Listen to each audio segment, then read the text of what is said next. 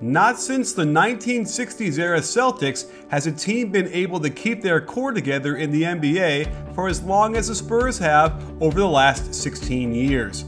And it was nothing short of fascinating to go through their offense during their 5 championship runs to trace the evolution of what has become the gold standard for ball movement and efficiency. The players and coaches have certainly changed their appearance during this time. The offense has made the same amount of progress, morphing from a twin towers, walk it up and pound it inside unit to a pace and space, kinetic and frenetic attack. Let's start by looking at their first championship in the strike-shortened season of 1998-99. While Phil Jackson wants to put an asterisk on this season since it was only 50 games, and most teams were out of shape for the first half, the Spurs kept up their end of the bargain by blowing past their Western Conference rivals, losing only 1 game on the way to the finals. Only 3 players averaged in double figures as their offensive rating hovered out of the top 10, while their defense led the league, anchored by David Robinson and Tim Duncan down low, and Sean Elliott and Mario Elie harassing the wings. Of note, they only averaged 10 3-point attempts per game, ranking them 25th in the league, with their 3-point percentage ranking them a below average 19th. Even in '99, you can see the familiar dribble entry to the wing before reversing the ball. A simple cross screen by Sean Elliott gets David Robinson low post positioned at his favorite spot, the right low block. Teams would routinely help off of Avery Johnson, who would be ranked near the bottom of all the starting point guards for finals teams. Notice the pace of the offense, how slow and methodical it is. A reversal with no weak side screens, just Duncan wrestling for position was a common set they ran, and when a double team came, it allowed Sean Elliott drives to the middle. A common staple of all NBA offense back then was the straight pick and roll without movement, and the Spurs hadn't been enlightened yet to the benefits of pre-pick and roll movement. Spacing was always tight when you screened with Duncan and had Robinson camped out on that right block, but there's Duncan with the pick and pop. Here the Spurs run horns, but it withers and dies without any of the weak side screening goodness we're accustomed to now, making it easy for Latrell Sprewell to steal the pass and head down court for free throws. Horns again, but Avery Johnson doesn't run his man into the ball screen, so it leads to a little 2-man game with Robinson and Johnson, no movement on the weak side, and there's the patented face-up jumper. Another example of no movement before the inside ball screen, but it was a ruse to get a duck-in post-up for Duncan on the left side. When Larry Johnson takes that away, the Spurs scramble into another inside ball screen, Duncan pops, and there's his patented 17-foot bank shot from the wing. It's no surprise, even in this era, that the Spurs ranked where they did on offense. Look at how stagnant this was and how much they relied on Avery Johnson to create shots for people.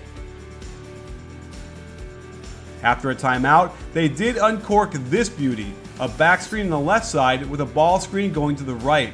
They tried to run flex off of this, but the screen on Camby wasn't effectual. Robinson is left to wrestle before kicking it back out, and somehow the ball finds its way to Avery Johnson, who knocks down the baseline shot.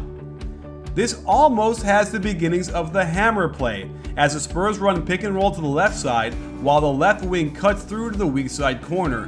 When the skip comes, well defended, but watch the gorgeous up and under by Mr. Robinson in his neighborhood of the rim. The next title the Spurs won was in 2003, and the team had changed radically in the intervening 4 years. In 2003, Duncan was the superstar, anchoring a weird mix of players with a young Tony Parker and Manu Ginobili, an end of his rope David Robinson, and volatile Steven Jackson as their glue guy. They had to grind it out in 6 games over their Western Conference foes, all whom presented different and serious challenges, before hooking up with Jason Kidd and the then New Jersey Nets. Their overall offense was better, their defense was still top 3, and they shot way more threes, ranking 11th in 3-point attempts and 3-point percentage. Even with Tony Parker in the starting lineup, the Spurs were struggling to integrate him into the Twin Towers lineup, and the flow was definitely not there yet. But we start to see the use of the dribble pitch, where Duncan fakes it back to Parker in order to get to the hole and finish with an athletic move. Many plays would send Duncan to the post while Parker walked it to the wing.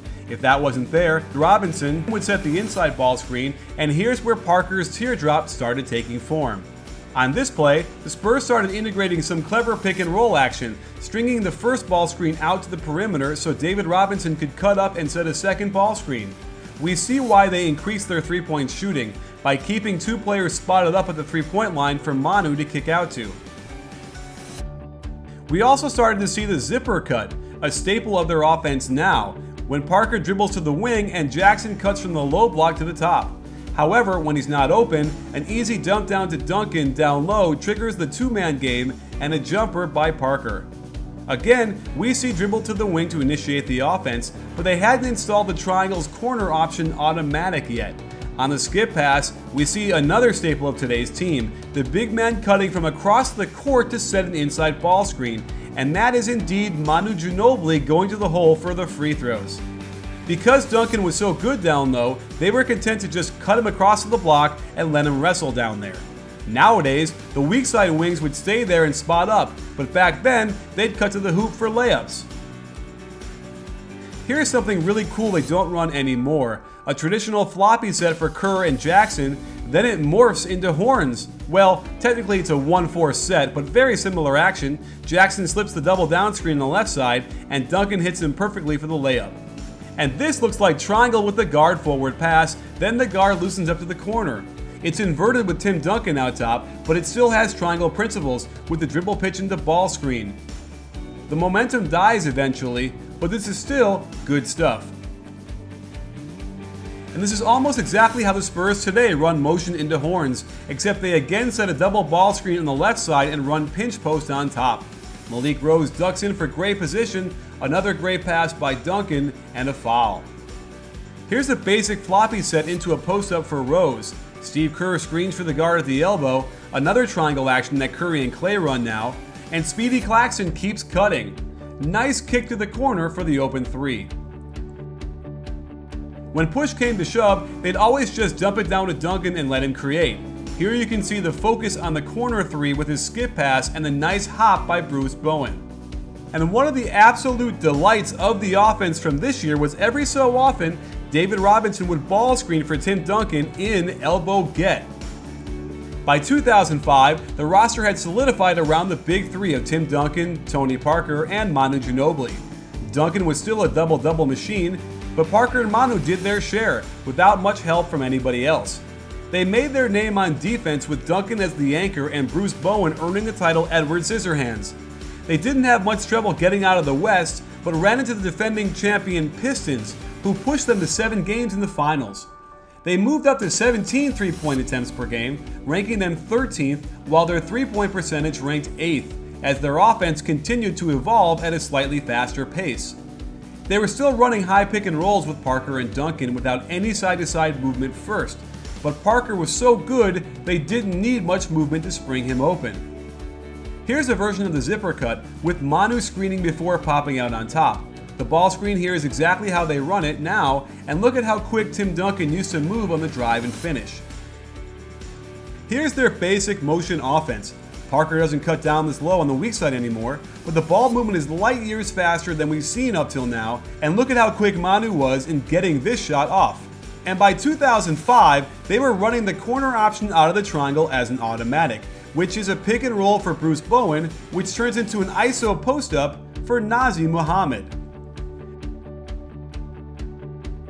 Here's a cool baseline out of bounds where they set a double screen for the cutter to the wing, then those two screeners move to the foul line. This could have been elevator, but it's just a double down screen.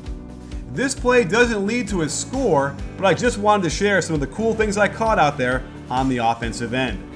Here was a weird set I found where they set a high ball screen to the right side while they set a double down screen for Manu going to the same side. The spacing isn't ideal for the pick and roll, but it served to open up the whole left side when they hit Duncan on the roll. Here's something we almost never see, a two-guard front and a split in front of the high post with Parker and Ginobili. Manu broke it off to get the ball back on the wing, and to watch him earn the nickname Ginobili! And lastly, while I don't think it's effective, here's a set with a lot of action. First Ori ball screens, then sprints to pin down for Duncan. On the catch, Manu cuts across the lane to cross screen for Ori before he pops out to receive the handoff. Nice attack with the spin move and good kick out to the corner. Bowen simply has to shoot this, but gets a worse shot off the dribble. The 2007 Spurs were a collection of hardened vets that went 10 deep. Manu had moved into his sixth-man role, but they only had 3 players who started at least 42 games. They were ranked 5th in offense and 2nd on defense, while Duncan continued to lead them in scoring, with Parker upping his points and Manu maintaining his steady all-around play. They cruised through the Western Conference, losing only 4 games, and then ran into a young LeBron James and his ragtag collection of Cavaliers, coached by Popovich assistant Mike Brown. At this point, their offense was a chrysalis before it morphed into its final stage of greatness. Here is the loop for Tony Parker. We're used to seeing Duncan as the last screener so he could then post up, but instead Oberto played this role, who isn't as effective, but again you can see the focus to find the corner 3 before Michael Finley rises up off the dribble for the jumper. Here is the very traditional version of Zipper, with Elson setting the weak side curl screen for Finley. This again becomes the loop for Parker, but with Duncan in the way, there's no space for Parker, who has to kick it out and get a tough outside jumper. Another zipper cut allows them to enter the ball to Duncan for a post-up. Great find on the Elson cut when LeBron doesn't step up. Here's the start of what we now know as Spurs motion into horns.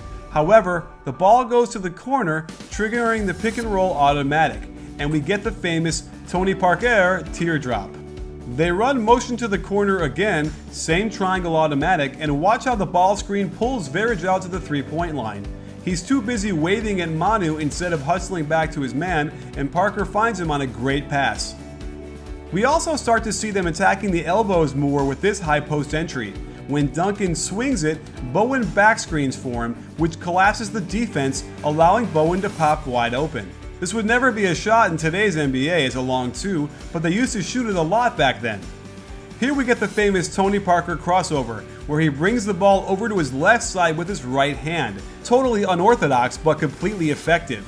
We've seen this turn into his patented spin move as well, but it's impossible to steal it when he crosses it over. Then watch how he jumps off the right foot with the right hand layup. A triumph in new fundamentals. And Manu was also at the height of his powers, where they were much more aggressive in transition than they ever were in the early years of their championship runs. And lastly, we see Michael Finley run flex action to pop out, but Parker catches LeBron sagging off, skips it to Manu, and watch how he just tosses it almost blindly for the corner 3. This is the culmination of 3 players existing for many years on the court together. The 2013-14 Spurs felt like a culmination of all the hard work over the past 14 seasons. As Greg Popovich continued to refine his offense on the court, he was also able to put together the exact right pieces to make this team go. Whereas they might have gotten it done with the likes of Bruce Bowen and Avery Johnson, they were able to find the perfect fits in Kawhi Leonard, Danny Green, and Thiago Splitter. Their player development also enabled them to get more mileage out of players like Patty Mills, Corey Joseph, and Aaron Baines than most teams would have. While they only ranked 7th in offensive efficiency, part of this was the number of games missed due to injury, but their no-middle defensive philosophy continued to keep them ranked 3rd. They moved to 21 threes attempted per game, ranking 1st in three-point percentage, and against the defending champion Miami Heat, unlocked their offense with supreme speed, both of cutters and ball movement. They broke out an old set from the 60s with this split off the high post, which flowed into a double staggered screen for Parker. Diaw was a key because he was a supreme ball handler at the power forward position, and it allowed their big 3 to get easy shots. The Spurs still run high screen and roll with no movement beforehand, but watch what happens once the ball goes to the wing. A quick reversal catches the defense completely out of position for a straight line drive by Danny Green. Let me just remind you of what the 1999 team ran on offense. Slow, methodical, a few passes, and contrast that to this possession when the ball moves so fast, all 5 players cutting in unison, that it seems impossible for the defense to stop. Their basic motion is now lethal since all 5 players have been doing it for multiple years. After Parker sets the first of a double staggered weak side screen, he comes around for his own double staggered screen, and then a pick and roll into the middle of the floor for another patented off-foot layup. The Spurs started running high post splits, where Parker enters to the high post before screening for Kawhi. On his curl, Duncan dribble pitches back to Parker, and the Spurs show us why the roll man is always the most dangerous player. Same play with Diaw in the high post this time, and watch how Kawhi fills the left corner, inviting his man to help on the roll.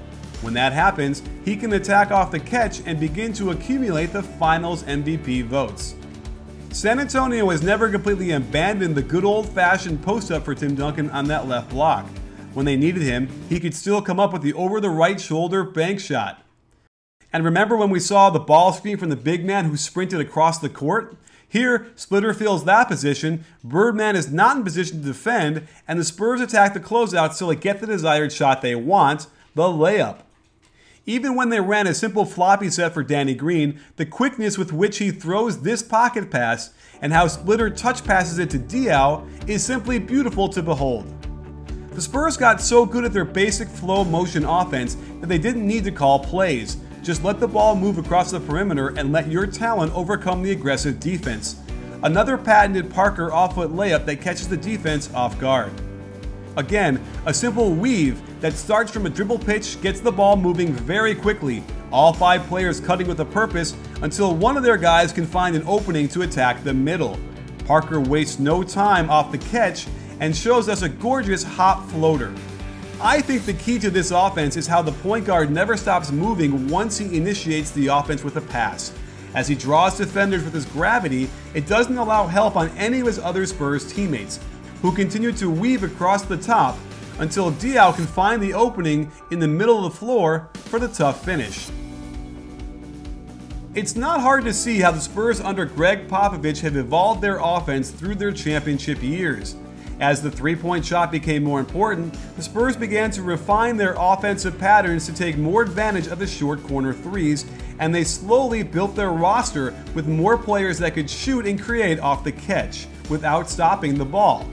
They've also set a blueprint for building a team with international roots, and their imprint will be felt long after Tim Duncan and Greg Popovich hang it up for good.